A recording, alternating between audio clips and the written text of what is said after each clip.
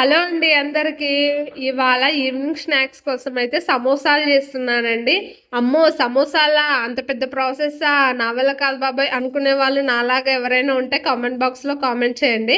అయితే ఇష్టంగా చేస్తున్నాను కాబట్టి అంత కష్టంగా అనిపించట్లేదు.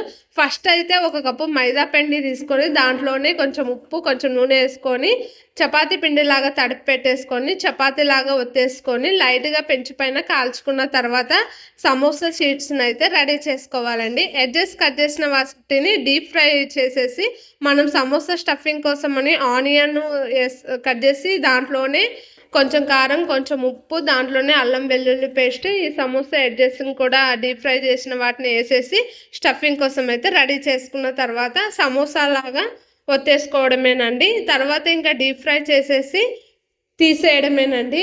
వేడివేడి సమోసాలు అయితే రెడీ అయిపోతాయి. టేస్ట్ అయితే భలే వచ్చాయండి. వీడియో నచ్చితే ఒక చిన్న లైక్ ఇవ్వండి. నా ఛానల్ సబ్స్క్రైబ్ చేయండి.